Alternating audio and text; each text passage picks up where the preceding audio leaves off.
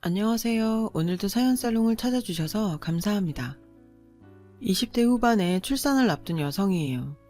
불과 몇 달 전까진 헤어샵에서 헤어 디자이너로 일을 했는데요. 임신 후 몸이 무거워서 오래 서 있기 힘든 탓에 지금은 일을 쉬고 있어요. 사실 저는 미혼모예요. 아이 아빠가 저와 아이를 버리고 떠났거든요. 처음엔 도저히 모든 걸 혼자 감당할 자신이 없어서 나쁜 생각도 했어요. 그런데 산부인과에서 아이의 심장 소리를 듣던 날 그 생각을 고쳐먹게 됐죠. 단순히 죄책감 때문에 그랬던 건 아니에요. 뱃속의 아이가 어린 시절 저와 비슷해서 마음이 저절로 움직였던 거죠. 저는 태어나던 순간부터 가족들에게 환영받지 못한 존재였거든요. 그랬던 제가 당장 힘들고 어렵다고 아이를 포기하면 그들과 똑같은 사람이 되는 것 같아 용납이 되지 않더라고요. 그래서 온 힘을 다해 내 아이를 지키고 사랑해야겠다는 마음이 생겼나 봐요. 저희 엄마는 소위 말하는 첩이었어요. 정확히 말하자면 씨바지였죠. 제 호적상의 어머니가 이복 언니를 낳고 원인불명의 불임이 되자 친할머니가 저희 엄마를 집에 들이셨거든요. 할머니는 아들이 없다면 큰일이 난다고 생각하는 사람이었어요. 아들을 못 낳는 여자는 남편을 뺏겨도 할 말이 없다고 여기시는 분이셨죠. 며느리의 불임 사실을 알자마자 아들을 낳아줄 엄마를 택한 거예요. 당시 저희 엄마는 아무것도 가진 게 없는 사람이었어요. 잃을 게 없다 보니 당연히 세상에 무서울 것도 없었죠. 그런 엄마는 아들만 낳아주면 1억을 주겠다는 할머니의 제안에 홀깃해서 냉큼 따라 나섰어요. 그렇게 엄마는 할머니 손에 이끌려 친가에 들어오게 되었고, 그런 엄마를 본 아빠는 기가 막혀서 말이 안 나올 지경이었대요. 나이 때문이었죠. 당시 엄마는 21살에 불과했거든요. 어머니, 도대체 왜 이러세요? 아무리 손자 욕심이 나도 그렇지 저렇게 어린 여자를 데려오시면 어떡해요? 어떻게 꼬셔왔는지는 모르겠지만 당장 돌려보내세요. 어리면 더 좋지 뭘 그러냐? 다 늙어 빠진 내 처보다야 훨씬 낫지. 그리고 내가 쟤 끌고 온 거 아니다. 오갈 데 없다고 따라온 애야. 쟤도 원해서 온 거니 걱정할 거 없다. 어머님, 그래도 이건 아니죠. 집사람도 좀 생각해 주세요. 이러시면 제가 어떻게 집사람을 봐요. 아빠는 중간에서 난감해 하셨대요. 하지만 할머니는 완강하셨죠. 내가 왜 아들도 못 낳는 년까지 생각해야 하니? 억울하면 지가 진작에 아들 낳았어야지. 지금이라도 아들 하나 낳아봐. 그럼 내 당장 쟤 내보내마. 두 사람의 대화를 초조하게 듣고 있던 제 생모는 이러다가 1억이 물거품이 될 것 같아 아빠한테 매달렸대요. 제발 자길 불쌍하게 생각해서라도 받아달라고요. 그렇지 않으면 당장이라도 한강이라도 빠져 죽겠다고요. 마음이 약했던 아빠는 그런 저희 엄마를 내치지 못했고, 그렇게 엄마는 그 집에 방 한 칸을 차지하게 되었죠. 그제야 엄마는 모든 게 자기 뜻대로 되어간다 생각했는데, 좀처럼 아빠는 저희 엄마를 봐주지 않더래요. 애가 탄 할머니는 계속 엄마를 닥달했고, 엄마는 아빠를 꼬시는데 혈안이 되었죠. 정말 안 해본 짓이 없다 했는데도 아빠는 본처만 바라보더래요. 급기야 할머니는 엄마와 잠자리를 하지 않는 아빠를 닥달하기 위해 며느리한테 괜한 심술을 부리셨어요. 그런데도 아빠는 꼼짝하지 않으셨고, 할머니는 고민 끝에 초강수를 두기로 했대요. 그건 바로 며느리가 밖에서 외도를 하고 있다고 생트집을 잡는 것이었죠. 억울해하는 며느리한테 할머니는 이 집에서 쫓겨나고 싶지 않으면 어떻게 하든 아빠를 저희 엄마와 잠자리를 갖게 하라며 협박을 했대요. 그리고 그 결과 제가 태어나게 된 거죠. 아들이 아닌 딸이라 할머니의 실망은 이루 말할 수 없었다고 해요. 저희 엄마 역시 아들이었다면 1억이 생기는 건데, 제가 딸이라 망쳤다며 젖도 물리지 않고 저를 미워했죠. 그런 저를 걷어먹이고 키운 사람은 본처였어요. 실질적인 제 어머니요. 제가 잠투정이라도 하면 할머니가 역정을 내셔서 추운 날도 더운 날도 저를 들쳐 안고 재우셨다고 하더라고요. 저에게는 5살 터울의 언니가 있었어요. 어머니의 친딸이었죠. 제가 기억하는 언니는 저희 엄마 때문에 어머니가 할머니에게 미움을 받았다며 저를 싫어했어요. 어머니가 저를 안고 있으면 그 사이를 파고들었고 어머니가 없을 땐 저를 때리고 괴롭혔죠. 그러는 사이 저희 엄마와 아빠는 할머니가 바라던 대로 정이 들었고 제 동생이 태어났어요. 제 동생은 할머니가 그토록 바라던 아들이었어요. 원래대로라면 남동생을 아빠의 호적에 올리고 엄마는 돈 받고 집을 나가야 했죠. 하지만 아빠가 이제 와서 내쫓을 수는 없다고 반대를 했고 할머니 역시 막상 생돈 1억을 주려니 아까워서 어쩌지도 못하고 있었죠. 그때 엄마가 제안을 하나 했대요. 자신이 1억을 포기하는 대신 아빠의 정식 부인으로 살게 해달라고요. 그 말을 들은 할머니는 옳았구나 했죠. 그래서 아들을 낳은 내가 정실 부인이 되는 건 당연한 거 아니냐며 엄마의 조건을 흔쾌히 받아들이셨고 이미 저희 엄마와 정이 많이 들었던 아빠는 할머니 성화에 못 이겨 어머니와 이혼하신 거고요. 하루아침에 이혼당한 어머니는 언니를 데리고 집을 나가셨어요.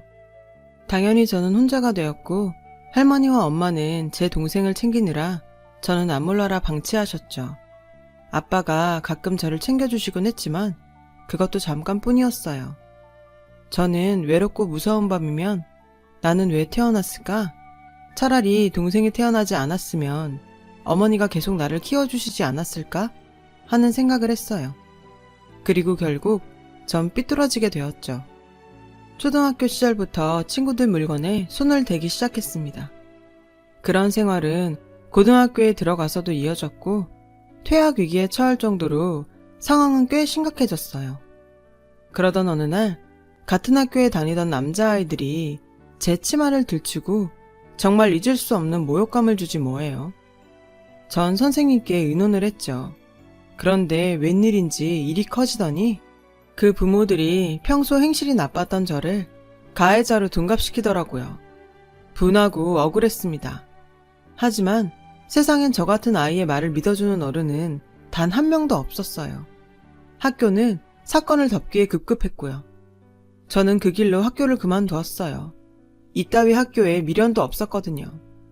그렇게 학교를 그만두고 집에 있는데 엄마와 할머니는 동네 창피해서 얼굴을 들고 다닐 수 없다며 저를 구박했죠.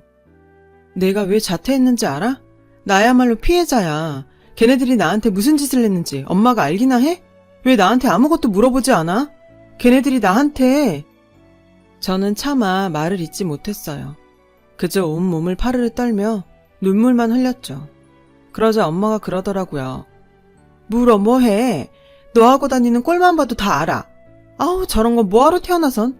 키우느라 돈은 돈대로 쓰고 결국 이렇게 얼굴이나 팔고 내가 미쳐 정말. 나를 낳은 엄마한테까지 이런 취급을 받고 나니 서럽다 못해 분했어요. 그래서 그날 밤 저는 집을 나왔어요. 돈이 될 만한 것들을 훔쳐서 말이죠.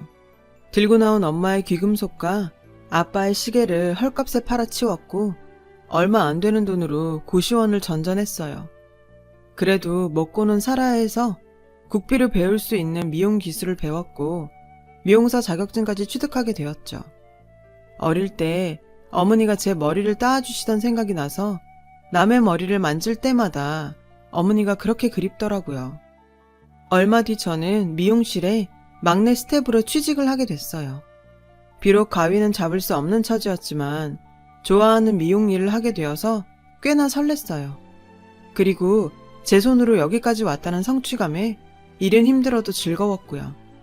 하지만 즐거움도 잠시 여자들이 많은 미용실엔 늘 얘기거리가 끊이지 않았고 저에 대한 나쁜 소문이 돌기 시작했어요. 이미 미용실에 들어올 때 학교가 적성에 안 맞아 그만뒀다고 원장님께 말했는데 얼토당토 않게 그 말에 살이 붙어 일진이던 제가 학생을 때려서 장애를 입히곤 퇴학을 당한 걸로 되어버렸죠. 그리고 그 소문은 순식간에 퍼졌어요. 미용실 스태프들과 단골 손님들은 그 말을 믿는 눈치였어요. 급기야 손님들이 저한테 머리를 감고 싶지 않다고 대놓고 말할 지경이었어요. 그래도 어떻게든 버텨보려고 했는데 돌아온 건 외면과 따돌림이었어요. 결국 저는 억울하게 그곳을 나와야 했어요. 그때 처음으로 알았어요. 인생을 막 산 대가가 가혹하다는 걸요. 그래서 저도 한때 엄마가 그랬듯 자포자기한 채로 살게 되었어요. 그런데 그때 운명 같은 첫사랑을 만나게 되었지 뭐예요. 당시 저는 싼 대학가 기숙방에 살며 편의점 아르바이트를 하고 있었어요. 제가 아르바이트를 하던 편의점은 근처 대학 정문 앞에 있어서 주 고객이 대학생들이었죠. 제 운명의 남자친구도 그 중에 하나였고요. 그 사람은 수업이 있을 때마다 편의점에 와서 커피와 담배를 사갔는데 한 번은 1+1 하는 커피를 계산하고는 하나를 제게 건네더라고요. 일하면서 마시라고요. 별거 아닌 그의 호의에 저는 하루 종일 기분이 붕 떠 있었고 그 뒤로 그 사람에 대한 짝사랑을 키워나갔어요. 평소 하지 않던 화장까지 하면서요. 출근하는 순간부터 그가 오길 기다렸죠. 그도 자주 보는 저에게 오락기에서 뽑은 인형을 주고 가거나 토스트 반쪽을 건네기도 했어요. 입이 짧아서 꼭 반이 남거든요. 괜찮다면 출출할 때 먹어요. 라면서요. 이렇게 썸이 아닌 썸을 타며 설레는 시간을 보내다 보니 은근히 연애하는 기분이 들더라고요. 그런데 사장님 눈에도 우리 사이가 심상치 않아 보였나 봐요. 남학생이 저를 좋아하는 것 같다고 하시더라고요. 저는 그 말에 은근히 기대를 하게 되었죠. 그런데 얼마 뒤부터 그 사람이 편의점에 오지 않더라고요. 처음에는 무슨 일이 있나 걱정이 됐고 나중엔 여자친구라도 생긴 건가 싶어 체념하게 되었어요. 그렇게 마치 실현당한 사람처럼 우울한 생활을 하게 되었죠. 그렇게 2년이 조금 지났고 저는 편의점 아르바이트를 그만두기로 했어요. 아무래도 힘들게 딴 미용사 자격증을 썩히는 게 아까웠거든요. 그날은 마지막 출근 날이었어요. 정들었던 곳이라 마지막이라고 하니 괜히 울컥하더라고요. 그래서 구석구석 청소를 하며 마음을 달래고 있는데 그 순간 가게 안으로 그 남학생이 들어오지 뭐예요. 군복 차림을 하고 말이에요. 군복 주머니엔 이우진이라는 이름이 수놓여 있더라고요. 그 이름을 보자 그동안 이 사람 이름도 몰랐구나 싶었죠. 반갑기도 하고 씁쓸하기도 했어요. 아직도 여기에서 일하고 있었네요. 다정한 목소리로 그가 말을 걸었고 저는 오늘이 마지막 날이라고 말했어요. 그러자 계산을 마친 그는 망설이다가 오늘 일 끝나고 우리 만날래요? 순간 접었던 마음이 다시 활짝 펼쳐지며 심장이 쿵쾅거렸어요. 퇴근 후 그와의 첫 데이트를 하게 됐어요. 그리고 그날 그 남자 역시 전부터 저를 좋아했다는 걸 알게 되었죠. 그는 본가인 부산에 내려갔다가 영장이 나온 걸 알게 됐고 저에게 알릴 새도 없이 군대에 가게 되었다고 하더군요. 이름도 연락처도 모르는 사이였기에 이대로 영영 이별을 하는구나 했다고요. 제대하고 혹시나 싶어 곧장 편의점으로 달려왔다가 저를 보고는 너무 기뻐서 하마터면 만세를 부릴 뻔했대요. 태어나 처음으로 듣는 고백에 전 감정이 요동쳤어요. 그리고 눈물을 터뜨리고 말았죠. 태어나서 처음으로 저를 사랑해주는 사람을 만나게 되었으니까요. 그동안 꽁꽁 싸매고 있던 서로에 대한 마음을 확인한 우리는 걷잡을 수 없이 불타올랐고 그날을 기점으로 뜨거운 사랑을 나누며 연인으로 발전했어요. 그리고 얼마 뒤부터 우리는 동거를 시작했어요. 물론 남자친구의 집에는 비밀로 하고요.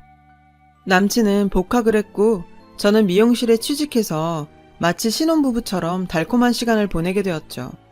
언젠가 남들처럼 정식으로 결혼식을 올리는 꿈을 꾸면서요.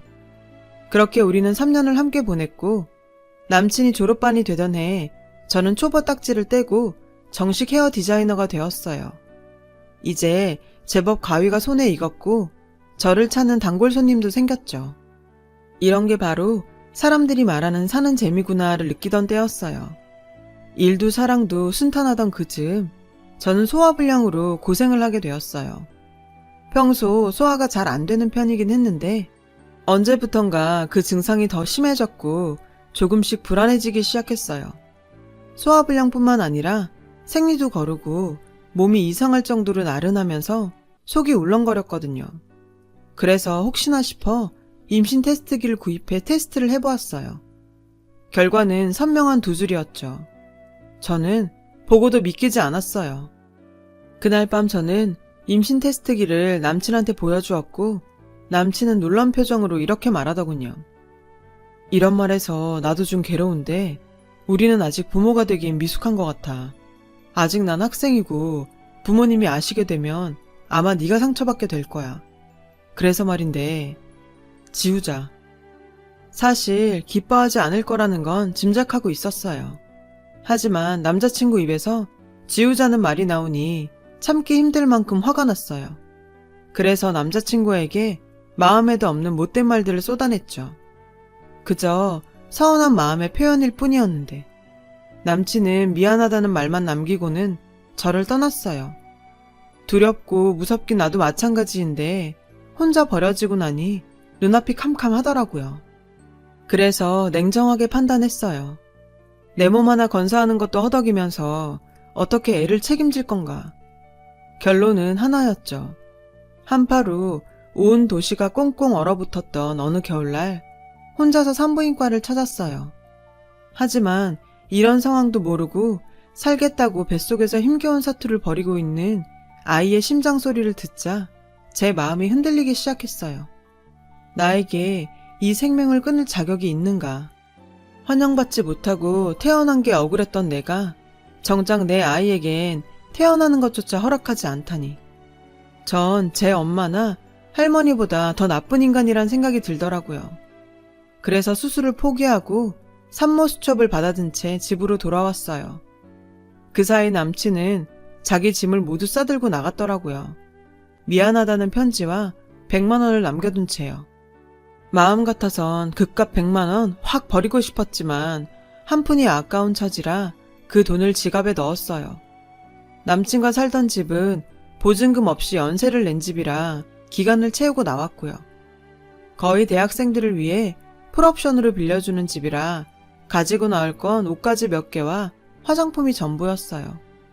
전 배가 나오기 전까진 악착같이 일했고 배가 나오기 시작하자 눈치가 보여서 미용실을 그만두고 대전 본가로 내려갔어요. 집 나간 딸이 미혼모가 되어 돌아온 걸 반길 리 없다고 생각했지만 산 딸이 얼마 안 남은 저에겐 선택의 여지가 없었죠. 설마 애 가진 임산부를 죽이기야 할까 싶어 무거운 걸음을 내딛었죠. 그런데 저희 집은 온데간데 없이 사라지고 그곳엔 작은 빌라가 들어서 있더라고요. 그리고 충격적인 얘기를 듣게 되었어요.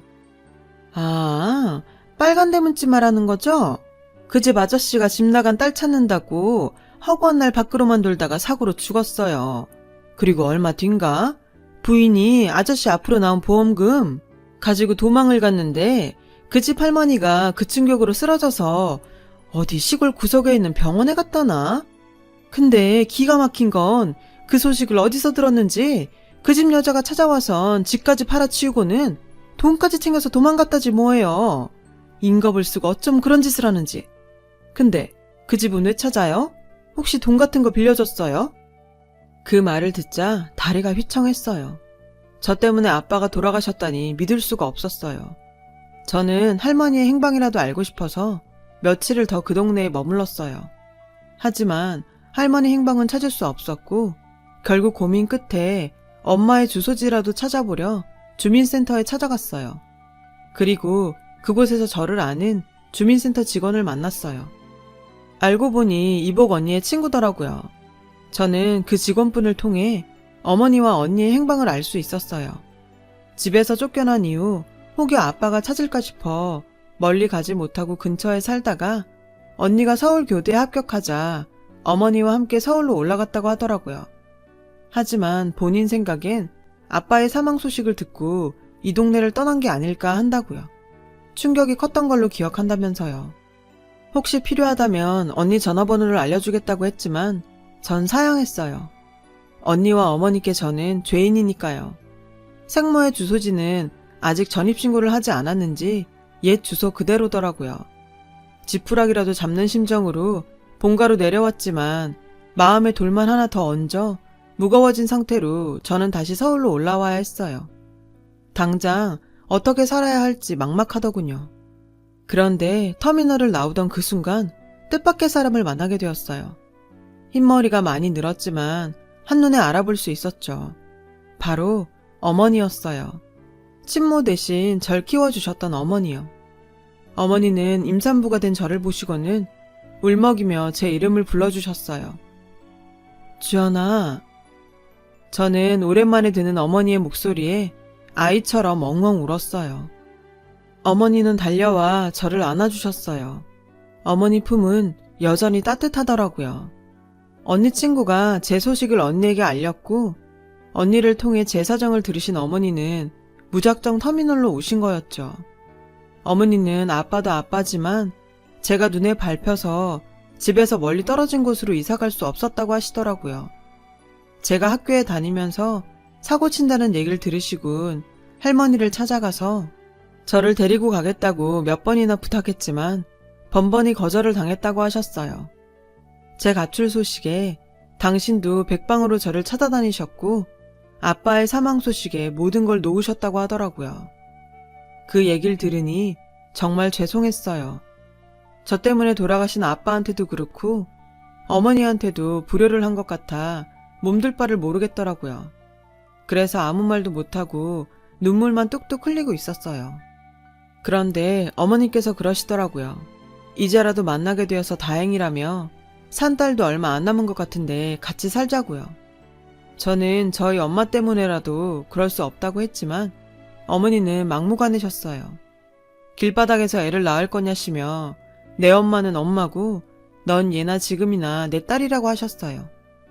그 말에 더 이상 거절을 할 수 없었어요. 그래서 염치 없지만 따라 나섰죠. 저는 그렇게 어머니와 언니가 살고 있는 집으로 갔어요. 언니는 저에게는 여전히 무섭고 차가웠지만 그래도 아이를 가진 저에게 자기가 쓰던 방을 내어주었어요. 알고 보면 마음은 따뜻한 사람이었죠. 처음엔 손님처럼 서먹서먹했지만 시간이 지나자 예전처럼 편해졌어요. 그러던 즈음 어머니 지인이 운영하는 미용실에서 출산 전까지 일을 돕게 되어서 일도 하게 되었고요. 산딸을 앞둔 지금은 집에서 아이를 만날 날을 기다리고 있어요. 어머니는 당신이 곧 할머니가 된다는 기쁨에 베넷저고리와 기저귀 등을 장만하는 재미에 빠져 사시죠. 저는 신세 지는 게 너무 염치가 없어 아이를 낳으면 단칸방이라도 얻어서 나가겠다고 했다가 크게 혼이 났어요. 그런데 기분이 좋더라고요. 진짜 엄마한테 혼나는 기분이 들었거든요. 하지만 저 때문에 방까지 비워준 언니를 생각하면 나가는 게 맞다는 생각을 했죠. 그러던 어느 날 언니가 치킨을 사들고 와서는 같이 먹자고 하더라고요. 제가 통닭을 좋아했던 게 생각이 나 사왔다고요. 그리고는 3,000만 원이 든 통장을 건네며 앞으로 애기 태어나면 돈 들어갈 일 많을 거잖아. 그거 챙겨둬. 라고 하더라고요. 그 말에 저는 눈물샘이 터져버렸어요. 그 돈은 아무리 봐도 언니의 결혼 자금 같았어요. 그래서 전 거절을 했어요. 야, 나 정말 어릴 때부터 너 우는 거 진짜 싫었거든? 내가 뭘 했다고 우냐? 사람 민망하게. 너랑 나랑은 좋든 싫든 자매야. 그러니까 나도 이모 노릇하려고 그러는 거니까 군소리 하지 말고 받아. 이모가 내 조카한테 주는 거니까. 저는 목이 메어서 아무 말도 못했어요. 언니는 자꾸 울면 앞으로 치킨은 영영 안 사줄 거라고 장난스러운 타박을 했죠. 언니는 눈시울을 붉히며 애써 눈물을 참더라고요. 전 그런 언니를 끌어안고 펑펑 울었어요. 그날 우리 자매는 평생 흘릴 눈물을 쏟았어요. 가족 중에 유독 아픈 손가락이 있다고 하죠. 어머니와 언니한텐 제가 그런 존재였던 거예요. 생각하면 안쓰럽고 가여운 존재. 정작 저만 그걸 모르고 살았던 거죠. 이제는 어머니와 언니한테 말하고 싶어요. 저는 더는 아픈 손가락이 아니라 누구보다 건강하고 씩씩한 손가락이 되겠다고요. 당신들의 사랑 덕분에 이제는 자신이 있다고요. 그리고 곧 태어날 저희 아이에게도 열심히 세상을 사는 엄마의 모습을 보여주고 싶어요. 제가 받은 이 사랑을 아이에게도 아낌없이 나눠주고 싶거든요. 길을 잃고 헤매던 철없던 젊은 날은 지나가고 이렇게 다시 찾은 가족들 품에서 저는 새로운 삶을 살고 있어요. 앞으로도 다시는 길을 잃지 않도록 스스로를 다잡으며 살 거예요. 지금까지 제 이야기 들어주셔서 감사하고요. 들어주신 모든 분들 늘 행복한 날 되시길 빌겠습니다. 여러분, 사연 댓글에 응원과 현명한 조언 부탁드려요. 좋아요와 구독은 저에게 큰 힘이 됩니다. 오늘도 좋은 일 가득하세요.